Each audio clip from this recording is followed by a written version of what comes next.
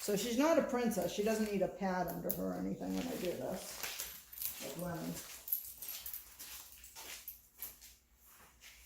So she'll be on my left. I'll talk about the collar and why that is. Yeah. Here.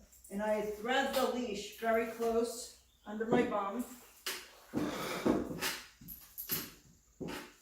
Like so. And then I don't talk to her, I don't praise her, I don't do anything, I wait for her to lie down. So outside has been challenging. I think it took 47 minutes yesterday for Robert to get her to down outside. Because there's so much stuff going on, Yeah. so much to look at, Yeah. so much to smell. Yeah. Inside she'll do it more like in 5 minutes. But yeah, but that's how distracted she is. We'll see if we can after yesterday. Yeah, she's looking at the birds and everything. So I would still keep it like if you do it outside, just very benign, like places like our porch in here. Nothing too cray. And if she sees a toy out there or something she wants, she'll do this. I don't tend to stop it in this exercise. If I wanted to, if I was in public. This is exactly what she would do in the house. Right. If we were in the kitchen and she was in the crate, Yep. exactly what she would do. Right. So part of that is ignoring it for a time, but now with the e-collar, there's a way to correct it. And I could correct it here if I put the e-collar on her too. But also, so if she starts doing that, I'll say quiet and then just grab her muzzle real quickly and then let it go and just go back to my position. Because that's demand barking right there. Yeah. She's like, I want daddy to do something right now. And something like that. Right. Which I've been good about. Yeah. See, and if she comes up, I just brush her right off, because this is probably what she'll do with you. So I'll set you up on here just for 5 minutes so that you can see what that's like. But the goal is to wait for her to go down, lay her belly on the ground. So you might want to start like inside and home first, like in just a quiet room.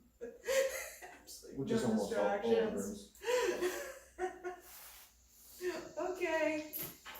So most dogs aren't so distracted that they're like this at this point. That's how much she needs this exercise. Yeah. So just enough room for her to lie down. She shouldn't be able to get in front of you. And then put your butt right on the middle. Don't look at her, don't talk to her.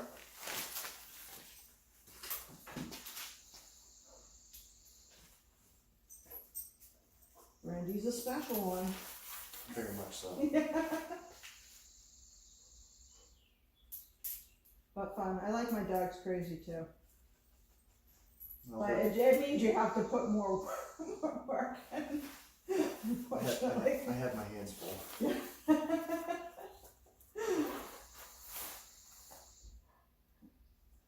But she's been wonderful. Yeah. Especially around all my friends. Yeah. Yeah, she's a lovely dog. They've learned how to keep her off of them. Yeah. Because I've taught them. I've taught them everything I've learned. Yeah. For the most part. Yeah. So that's helped. And it's usually she's wild for about 5-10 minutes. And Yeah. Yeah. Yeah, so she can do it. Yeah, but it's it was under her own terms. Right, yes, exactly. Not very convenient for you. So I do this like when I'm eating dinner, having lunch, whatever as we go along. And normally with a dog, I would have been out on the beach already doing this. Yeah. Like with Shark Beef, you saw Shark Beef's pictures, we were doing this with him at the beach. Yep, this is how she's going to learn. She can't have your attention every minute of every day. And this is something I can really work on. Yep. Like when I get home. Right. Yeah. There's no bad time to do it. No. It's just figuring out these little tricks. Right. I would have never known. Yeah.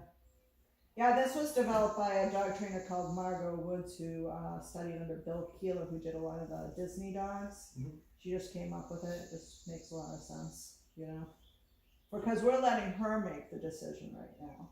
Yeah. So she can stand up and move around and whatever. Once she's down, she can still get up and down, that's fine. Your clock just starts for 30 seconds, 30 minutes, an hour, not 30 seconds. So what I do with, Robert, cause he's usually the one that does this with the dogs, I tell them if they haven't gone down in an hour, cause we've picked a place that's too much, just end it and start it anew next time, you know? They'll have already started to calm down by standing up, but it's just our goal is to get her lying down eventually. Things if you, like, I see a lot of people, like, out walking around, if they stop somewhere, Yeah, they sit down, their dog lies down. right. Yeah, this is great for like, eating out at dinner, once you get her there. They're just super simple to do, and you know your dog's right beside you, and and they're used to just dropping to the floor and hanging out at that point. Yeah, 'cause I went to a bar in Portland, there's a dog-friendly bar right Really? downtown. And there was 3 or 4 dogs in there, and just like this, but Yeah, sitting. Yeah. Not moving. Yeah. And that was it. Never left that one spot. Yeah. We were in there for an hour and a half. Yeah. So yeah, that makes sense. Yeah. Do they have them tethered with leashes there sitting? Did they have like the there was little hooks on the?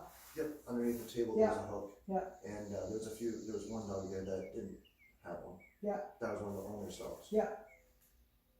And hence why it's probably dog friendly. Yes. I mean, I love Portland. I don't get, we haven't been up there for years because we just don't have time to get up there, but I love Portland. I lived there for 2 years. Yeah. By SMCC. Yeah. So I used to go there I used to be there a lot. Not quite so much anymore. Yeah. No, we haven't seen Boston in a while. We see Portsmouth still quite frequently. Because it's an easy 15-minute trip from there. Oh yeah. You know. Well, I lived down there for a year too. Yeah. Because my sister, well, she's graduating in a month. So. You can move her head off your knee too if she starts to. Sometimes I'll lean forward on my legs like this. No, that don't work. That wasn't her. Because then she likes to drive her head Oh. underneath my chin. So this will be step one for you, getting her to beg for your attention.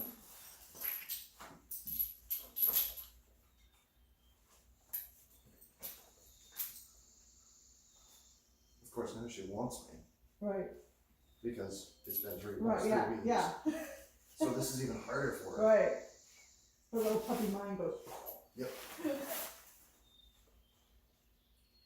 I know, this is mostly just for you to get a feel for what's gonna happen. If she's alone in a room with you though, it probably will be no big thing. Especially after we work her today, she'll probably be at least a little the edge will be taken off. Yeah. That's how I do it with Shayna. I make sure I work her. I usually have like a play session and a train session, no matter how short it might be. We're going to be training that day. You know, a little walk, read time. And then by then she's significantly calmer than she would be if I didn't do all those things with her. Yeah. And she's a working dog, and that's why she reminds me of Brandy, because Brandy looks like she was bred to work. Yeah, was supposed to be a bird dog. Yeah. But I don't bird hunt, so Yeah. that makes it a little bit harder. Yeah. Because she has that drive. Right.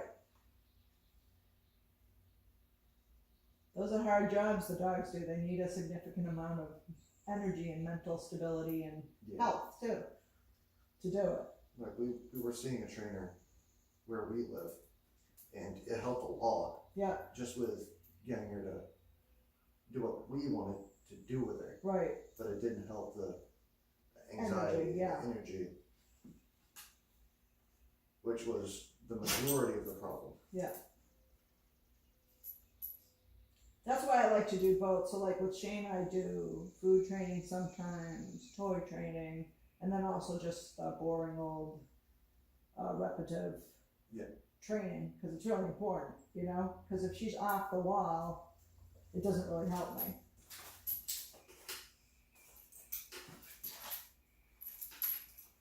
And a lot of sport dog people, they their dog generally gets most of their energy out in that sport. Yeah. They don't really need the playing afterwards because they're working all the time. So we need to focus their energy. If she uses her paws a lot. All the time. Yeah. She's learned it works for her. Yeah, just keep up with it. Then she'll get sick of it. Yeah. Because it's not working for her. No. But if you give up and She let wins. her, yeah, it will just be harder the next time. That's why when I was training her, like doing safety, Yeah. it was repetitive. I didn't let her win Right. until she got it somewhat correct. Right. And then we worked from there, Right. trying to push it farther. Yeah, my thing is I like to get things when we get going. This isn't one of the exercises you can do 4 in a row, but I like to get things 4 in a row without needing a correction. Yeah. Because then they really understand it. If I have to correct every time, it's not really very useful for training. They're not really learning anything except for that when the collar snaps, then they have to do it. They're not learning when I say it, they have to do it. Yeah.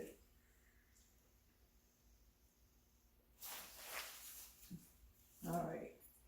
We can end this. So you know that she goes down at some point. We have video evidence. Yes. I think we do. Oh, it was like you sitting outside in the rain. Well, she didn't go down that day.